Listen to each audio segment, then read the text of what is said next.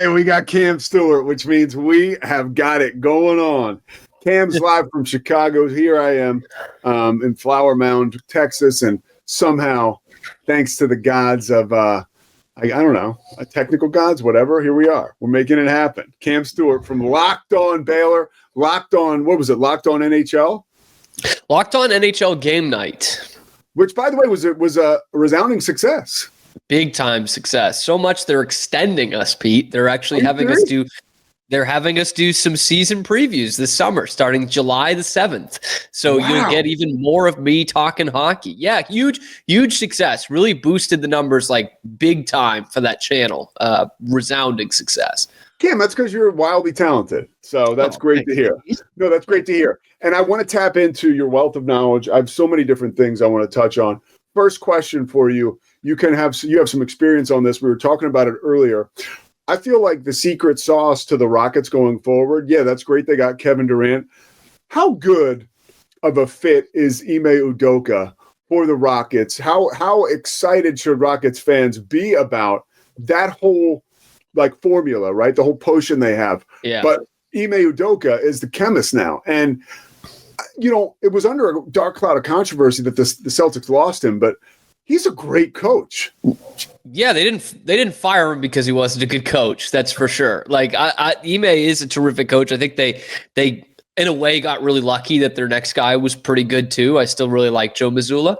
But yeah, Ime, man, he transformed the way the Celtics played within a season and got them to the NBA Finals. And some would have said they were the favorites going into that NBA Finals that they lost to Golden State. This is interesting because Durant has played for him before. Ime was an assistant with the Nets before he came to the Celtics and came in with a pretty good vote of confidence from some of those Nets players, including Kevin Durant, who had a pretty good relationship with him. What's interesting is obviously Ime's teams are super defensive. And what was great about the Celtics is he had those stars pretty young still, right as they were going into their prime, and he was able to get them to really buy in on the defensive end, and it made Jason Tatum look like an all-NBA kind of defender. Jaylen Brown was obviously a good defender going into it, took his game to another level. So I wonder how that works with Durant. The rest of his guys absolutely can make up for it.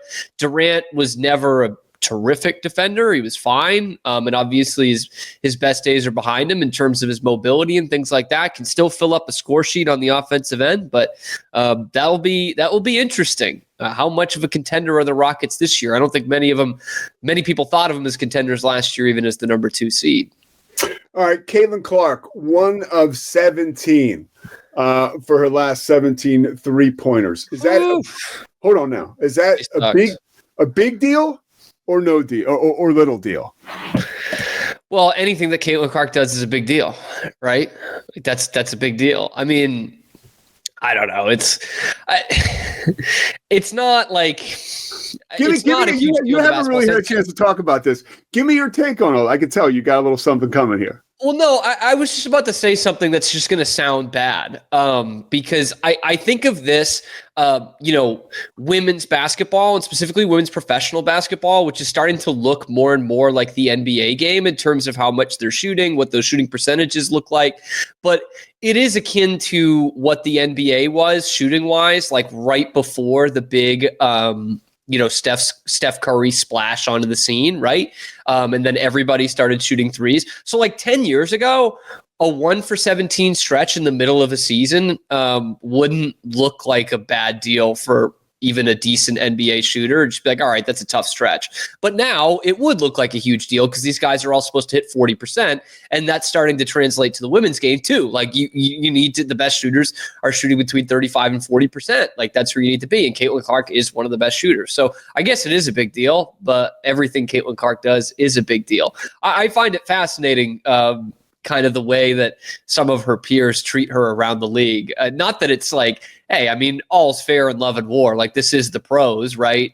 But it is interesting the spotlight that Caitlin Clark has brought to not just that league, but to women's basketball in general at any level, that so many people don't want her to be the face of the league, don't want her to be the big draw.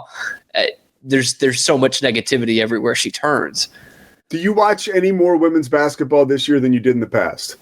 Me? No. Okay.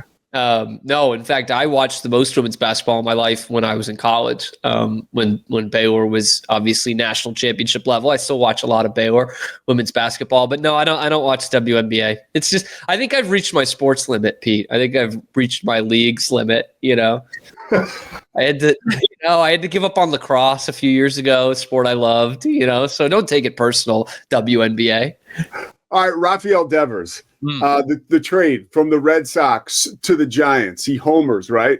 Now he's hit a home run against every team, and the last one came against his old team. Where are you at emotionally with this move? I mean, it has been a roller coaster for Red Sox fans. Yeah, it's one of those weird ones, Pete, where I think both sides are wrong. There's no boogeyman for me because I think both sides suck in this trade. The bare bones of it are the Red Sox just traded a potential Hall of Famer. Hall of very good player right now. And that could signify the third time in the last 5 years that they have traded a future Hall of Famer. And right now, the results of those trades are one guy on your major league roster. That's the result. One guy. And if you want to go even further, the results of those trades, that's resulted in 0 extra base hits and 0 runs batted in this year because Connor Wong somehow at the end of June does not have an extra base hit nor an RBI as the now backup catcher for the Red Sox. So you've gotten nothing in return. Absolutely nothing. You went out and got 4 guys from this trade. None of them are on your major league roster right now, and none of them really are going to be much for this team. I think the showpiece guy in this, Hicks, is going to be a decent bullpen arm. So I get it. It's a salary dump. That's $250 million off your books, but that's not a huge contract compared to what we're seeing in baseball today. Juan Soto's undoubtedly a better player, and he's getting $400 million more dollars than Rafi Devers is over the length of that contract. Vlad Guerrero Jr., who they match up pretty well numbers-wise for the first 5-6 years of their career. Obviously, Devers has played a few years more than Guerrero. He's getting $500 million. So this, I don't want to say it's a bargain at 10 years for $313, but we're not going crazy here for what he is. And that's the other part. The last couple of years of that contract are going to suck. Go with God. Have fun with that, San Francisco. But we're not there yet. He's 28 years old. He's in the middle of an all-star season, right? A 30 home run season. He like a week and a half ago was leading the league in RBI, and Judge passed him. But he's a star in his prime right now, and you gave him up for nothing, for flexibility. But then on the other side, Pete, Rafi Devers would have fit in with the Red Sox so seamlessly 30 years ago. Such a dink, man. That's a classic Bill Stuart. This guy's a dink. He's not a team player. No matter what people are going to tell you, he's not a team player. They've asked him to help out the team by playing a different position, and he said no. Twice he said no. And the first day he's in San Francisco. Which is insane, especially the way he handled it. It was insane the way he handled it. The whole thing was crazy. Yeah. And I'm honestly, Pete, I'm so taken aback. Maybe this makes me a bad person because I'm wanting some more evil here, but I'm taken aback by how the Red Sox fans have responded to this. Most are with me and saying, you know what, I didn't want to trade this guy, but at this point it's kind of like screw with what's gone on because he goes to San Francisco. Day one, he says, I'll play any position you want. And then day one, he's taking ground balls at first base and BP. I'm like, you've got to be kidding me. This dude could not be arsed to do that in Boston. He was blowing off the owner of the team and would not do that. In fact, that's like the girl you were dating that said you watch too much sports, and the first date she's on with a new guy on Instagram, she's at a hockey game. She's at a game, yeah. Dumb. Yeah, that's how you feel about Rafi Devers. And in the last couple of weeks in Boston, he's taking ground balls at shortstop just for fun. And it's I kind of am okay of ridding this kind of personality, but yeah, I don't like trading the player. But I'm just shocked at how many Red Sox, it's 20-year-old Red Sox fans on Twitter who are just college woke liberal, so they haven't been in the real world yet and had a real job, where you realize any job you have, guess what? You're going to be asked to do something else. There's going to be a neat little thing when you apply to any job that says like other tasks as assigned. Okay, that's going to come up in your everyday life. Okay, they're going to ask you to do something else. And you know what? Sometimes you don't want to do it, then you quit. But then you lose that money. Rafi Devers getting $30 million a year. And there are Red Sox fans on Twitter calling other Red Sox fan bootlickers because he didn't switch positions, and they're mad at him for that. Like, he's not helping the team. So I don't like both sides of this suck. I'd rather have Rafi Devers on the team because I think they're a worse team than they were a week ago. But yeah, like, how does that not piss you off? That day one, he's like, yeah, I'll start taking ground balls at first. I'll play first for you guys. No problem. He wouldn't do that for you. He wouldn't do that for his employer, signing checks to him every year for $30 million. I don't feel bad when the owner asks you to do something else when you're making that kind of money. But maybe that's just me. All right. Speaking of big money, on Wednesday night, the team that drafts VJ Edgecombe is going to get what? A highlight reel. That's for sure. Is he Cooper Flag? No, but no one is. He's going to be, I think he's the guy at the draft who has maybe the most upside of anybody taken in the top 5, just because he really is still very raw. We saw him at Baylor. We saw certain improvements in his game through the 1 year of college basketball at Baylor. Like, this kid is still very raw. He's 19. He's super athletic, can jump through the gym. And I think there's a lot that you can work with there. So I've said whoever gets him, you're getting a human highlight reel. You're going to see your team on the SportsCenter top 10 plays quite a few times in this first season that he's there. But it's a tough ask, right? When you're being picked in the top 5, but I just hope he goes to a decent coaching staff, because I think he is very malleable there. I think he can become a good shooter. I think with his body and his athleticism, there's no reason that he can't be an all defensive kind of guy. He certainly created some defensive havoc in his 1 year at Baylor. So I think you're getting someone with really a ton of potential, maybe the most potential outside of Cooper Flag. I know people are gonna argue, the Harpers and the Ace Baileys of the world, but I think VJ has a ton of potential. All right. Well, one more question for you, and then I got to ask you about Jaws. All right. Baylor football.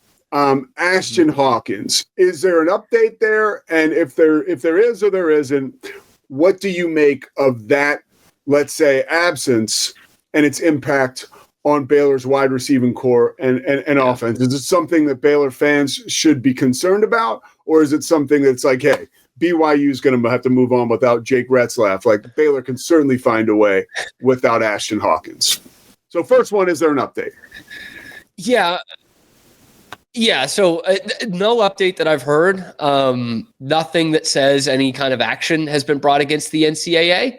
That the next part of the question is a little bit of both, in that I don't think Baylor fans should panic just yet, just because I think they would win this case. I don't know the inner workings of exactly Ashton Hawkins' situation, but what we know is he got approved for this waiver, and then 3 months later he just wasn't. It didn't really make any sense. And the defensive back for Rutgers, whose name is now escaping me, Jet Elad, won his case. The same thing. He had played a couple years of JUCO. They had the COVID year. It's basically his timeline matched up perfectly with what Ashton Hawkins did, which was a little bit different from Diego Pavia. Jet Elad won his case, so I think Ashton Hawkins would too. That said, you want Ashton Hawkins on this team. The best version of Baylor in 2025 has Ashton Hawkins on it, but this is such a supremely talented offense with a terrific offensive coordinator, a great quarterback, a great running game. I think they would be able to piece something together. I think there's kind of a next wave of Baylor receivers that would need to grow up a little bit quicker, but I don't doubt them. Those guys would be like Jaden Porter, the Lorena product, Taz Williams from Red Oak. There's a couple of guys who are still pretty young on the roster who I think can step in on limited snaps. Will they give you the production Ashton Hawkins did? Probably not quite. But you also have Kobe Prentice in the mix, a guy you brought in the portal who does do a lot of the same things that Ashton Hawkins does. I think they'll both get touches anyway, but yeah, I don't think it would be the end of the world. Man, Cam Stewart. I mean, that's, guys, just so you know, if this is your first time watching, Cam can be a little bit of a wet blanket on hopes and dreams. So the fact that he is this excited about Baylor's offense gets usually me my own dreams, but all right. Yeah. Jaws. No, it's fun. I'm a Jaws guy, big time. And I was so excited to see on social media that you watched Jaws on the 50th anniversary. Does it, for you, hold up, the movie Jaws? Hell yeah, man. Hell yeah, dude. Of course it does. I mean, I'm one of those douchebags who like goes off the AFI top 100 to find the next movie he wants to watch. Yeah. I did that for years, and I've seen Jaws plenty of times at this point. I'm stunned. It's obviously a completely subjective ranking. I think Jaws is one of the 10 or 15 best movies ever made. I agree. I think it's perfect. It's got all the things. It's got all the things like the film douchebags like myself love, that call it film instead of movies. It is a horror movie with a ton of character to it, which not all even great horror movies have. And I think this has been said before, but an absolute stroke of genius, maybe divine intervention, was the fact that the shark didn't work. So it builds up. I'm sure you know about this, Pete. Yeah. It builds up suspense. Yeah. So you never really see it. Yes. Yeah. Yeah.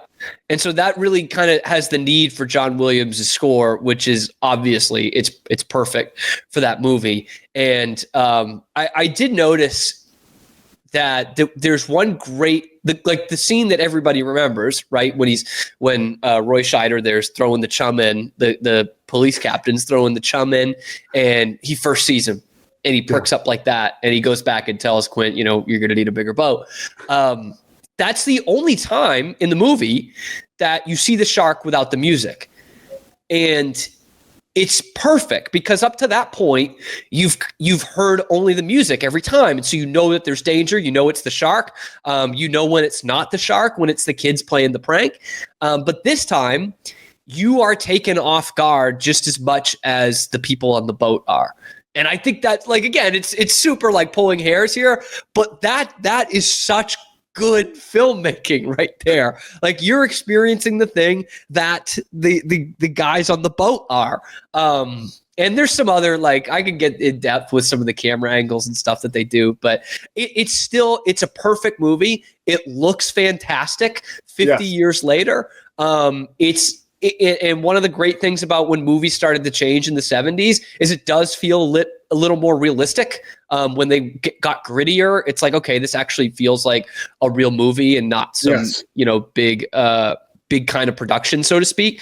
So yeah, I love that movie. I love Martha's Vineyard too. So this is the one thing too that I noticed. I gotta, I can't sit on the sidelines for a conversation about Jaws. I got, like, the fact that the vineyard hasn't changed that much, right? Really helps this movie in a sense where it's like, you go to the vineyard now, like, it's almost the same. Like, it's really magical how it is still holding up, not just like the movie itself and its entertainment value, but like also like the history and the realism that lends itself to the movie. It's quite the amazing way that it still is so satisfying for a viewer. Yeah, it is. And yeah, you said it. You go to Martha's Vineyard right now and it's gonna look the same.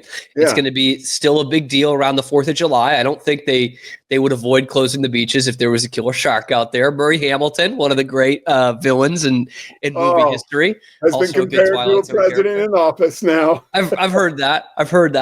And that's another thing that I do love about this movie is it's got like 6 people in the cast. Yes. Like, you didn't need more than that. And I don't know how many movies. There obviously are still movies that still do that, but it doesn't feel like they do it as much. One of the other ones I watched this weekend with Grace was Dog Day Afternoon. From I think maybe the same year, 75. Yeah. It's the same thing. And she loves heist movies. And so I was like, give this a shot. It's a heist movie. It's funny. It's a funny movie. And it all takes place in a bank over a couple hours. And there's like, max 10 characters in the movie because there's 9 people in the bank. Or 8 people in the bank. Attica. I mean, that's it. Cam Stewart, you've delivered once again. Like Jaws, like Dog Day Afternoon, like Kevin Durant might for the Houston Rockets. Cam, I'd like to go to Montana. Cam, say Wyoming, Montana. Cam's show is today. Yes, Cam show. right now. You can catch him out on the Rogue Media Network. He's going to do it. Make sure you check out Locked On Baylor. I joined Cam on Locked On Baylor. That episode's coming up when? Probably tomorrow. Let's go. Probably tomorrow. Tomorrow or Thursday. It's coming out this week. All right, Cam, you're the man. Cam Stewart, there he is.